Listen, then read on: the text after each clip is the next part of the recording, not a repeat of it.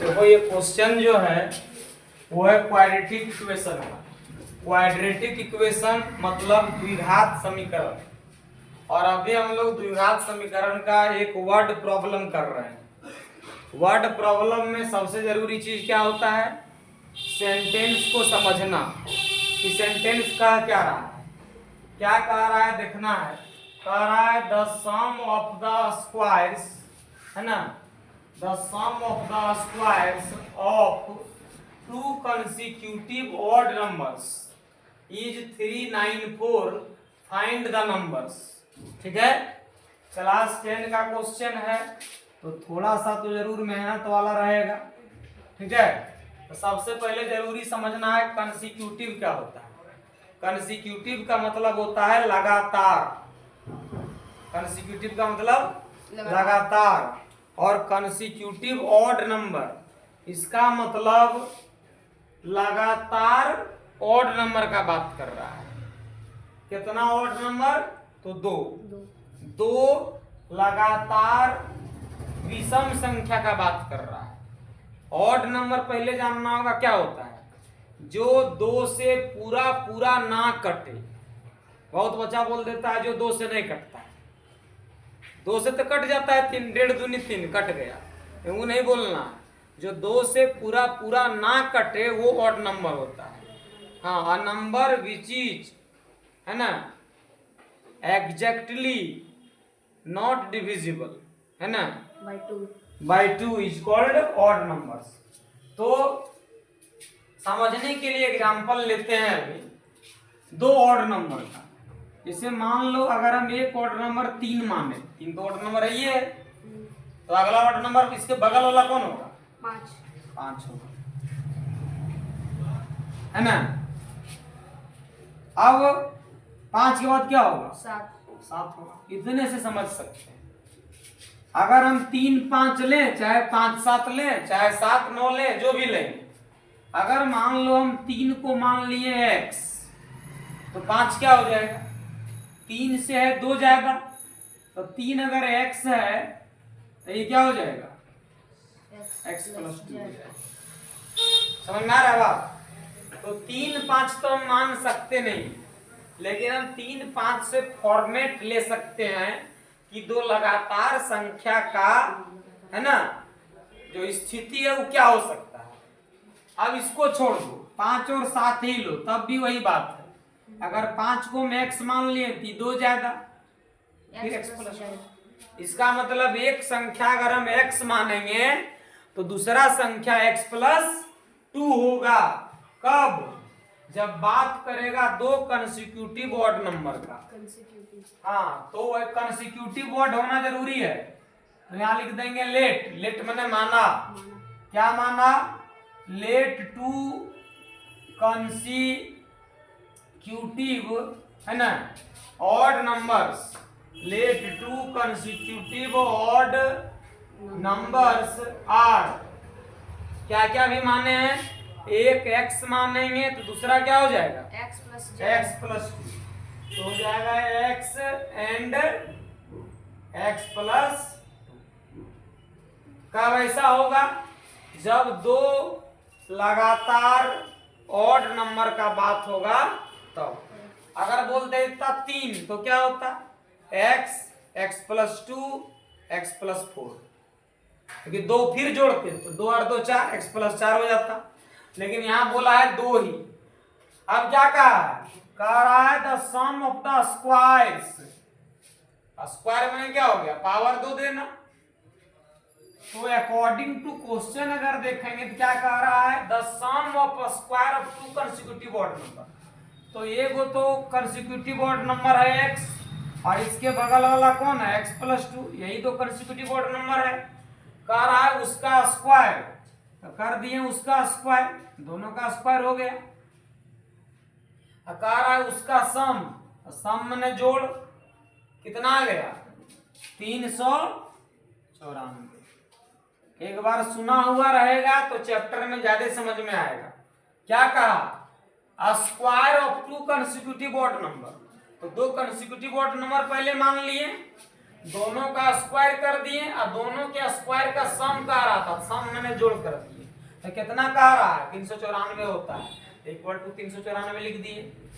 अब यहां देखेंगे हम लोग x का स्क्वायर क्या हो जाएगा, x स्क्वायर हो जाएगा और इधर प्लस, ये देखो इसको a मानो इसको b, a प्लस b का होल स्क्वायर, तो a स्क्वायर यानी कि x का स्क्वायर प्लस b स्क्वायर यानी कि 2 दूनी 4 और प्लस 2ab, तो 2 फॉर्मूला वाला, a के जगह x और b के जगह 2 होगा और इतना के बराबर हो जाएगा 394।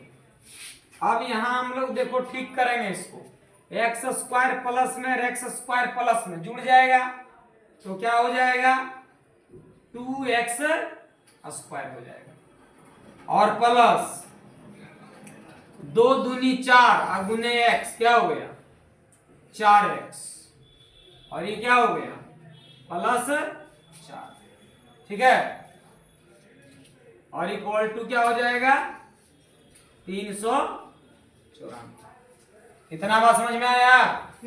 अब यहां देखो तुमको कह रहे हैं समझ में आया, दिख रहा है आपके लिए। अब देखो 2x स्क्वायर यहां रहेगा प्लस 4x रहने दिए, 394 को इधर लेके आ जाए तो इधर 394 है प्लस में, इधर आके क्या हो जाएगा माइनस में, जाना है तुमको 394 इधर प्लस में, इधर आके क्या हो जाएगा माइनस में, अब घट जाएगा तो 394 है माइनस में और 4 है प्लस में, तो साइन किसका बड़ा है माइनस का, तो यहाँ माइनस हो जाएगा। 394 में 4 चला गया 390 और इतना बराबर 0 हो जाएगा, ठीक है।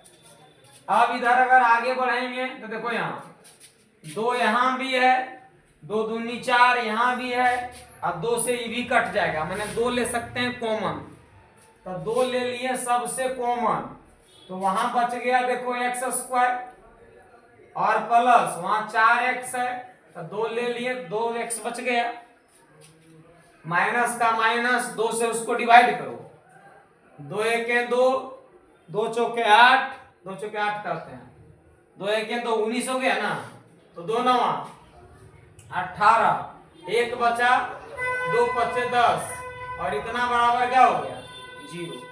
अब देखो 2 यहाँ गुना में आ गया, कॉमन लिए तो उधर जाके डिवाइड करेगा तो 0 हो जाएगा, तो क्या बच गया हमारे पास बचा x स्क्वायर प्लस 2x और माइनस 195, ठीक है, और इतना बराबर क्या हो जाएगा 0, क्योंकि 2 जाके डिवाइड करेगा 0/2 0 हो जाएगा। अब ये बन गया हमारे पास इक्वेशन, ये मेन इक्वेशन आ गया। और हम लोग जानते हैं कि क्वाड्रेटिक इक्वेशन का जो स्टैंडर्ड फॉर्म होता है वो होता है एक्स स्क्वायर प्लस होता है bx प्लस c बराबर 0, यही होता है क्वाड्रेटिक इक्वेशन। देखो उसी के जैसा चेहरा मिल रहा है ना, तो चेहरा मिल रहा है, तो क्वाड्रेटिक इक्वेशन को सॉल्व करने का 2 तरीका है ना, ये क्लास में आप पढ़े होंगे और अगर नहीं पढ़े हैं तो पढ़ाया जाएगा। उसमें 2 क्या होता है, एक होता है क्वाड्रेटिक फॉर्मूला और एक होता है फैक्टराइजेशन मेथड। यही 2 मेथड एनसीईआरटी के नया बुक में, पुराना बुक में 3 मेथड है, लेकिन नया बुक जो है उसमें सिर्फ 2 मेथड है। एक और मेथड क्या है, उसका नाम है कंप्लीटिंग द स्क्वायर, लेकिन अभी हम लोग जो सॉल्व करेंगे वो करेंगे मेथड ऑफ फैक्टराइजेशन से। क्या है मेथड ऑफ फैक्टराइजेशन? आप 6 में भी पढ़ते हैं, 7 में भी पढ़ते हैं, 8 में भी पढ़ते हैं, 9 में भी पढ़ते हैं, और उसी चीज को यूज करना है 10 में। लेकिन बात है पढ़ते हैं सब में, पढ़ते कहीं नहीं, तो अगर जो पढ़ा होगा उसको आसान लगेगा।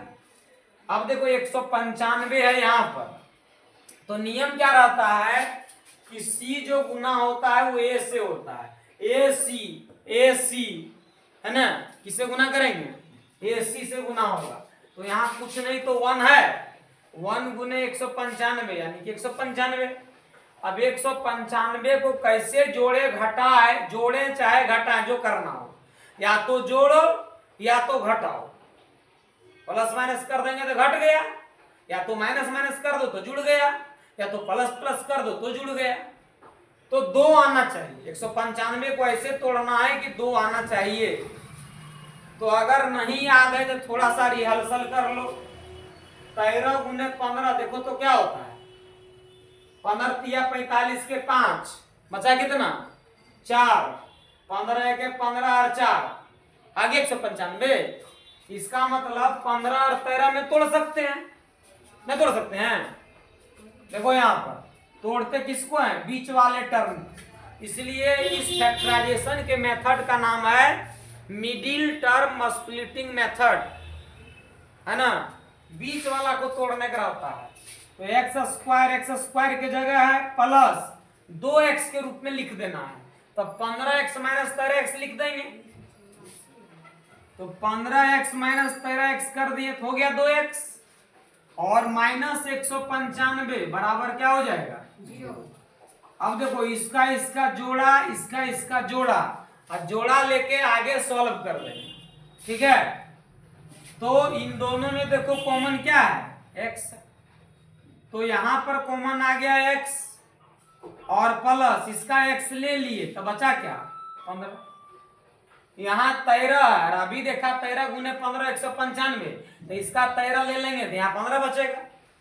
तो यहाँ ले लिए माइनस 13 कॉमन, तो यहाँ क्या बच गया x, और बीच में क्या हो गया प्लस, क्योंकि ये वैल्यू मिलना चाहिए। वहां गुना करेंगे तो माइनस 13 गुने x 13x, और माइनस प्लस माइनस, और 13 गुने 15 क्या हो जाता है 195। तो 195 से 13 ले लिए तो 15 बच गया, और 13x से 13 ले लिए तो वहां x बच गया, और इतना बराबर क्या हो गया 0। अब एनसीईआरटी क्या कहता है, कहता है ब्रैकेट में जो कॉमन वाला रिपीट हुआ है उसको लिख दीजिए पहले, लिख दिए पहले, और उसके बाद वाला को लिख दिए x माइनस 13, और इतना बराबर क्या हो गया 0।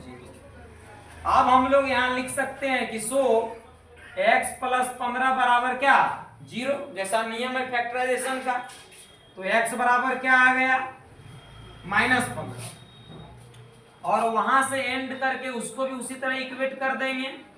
x माइनस 13 बराबर 0, तो x बराबर क्या आ गया 13। अब हमको पूछ रहा था कि दो संख्या क्या होगा, तो संख्या x और x प्लस 2 माने थे, तो संख्या क्या हो गया, संख्या अगर निकालेंगे, संख्या में क्या नंबर, तो नंबर अगर निकालेंगे तो नंबर्स क्या हो जाएगा x, तो x का वैल्यू तो 13 आ गया, और क्या हो जाएगा x प्लस 2, तो x प्लस 2 कर दिए तो कितना हो गया 13 और 2 15, यानी कि 13 और 15 संख्या हो जाएगा। क्या हुआ, यहां बैठो, जयमालन हो रहा है रे।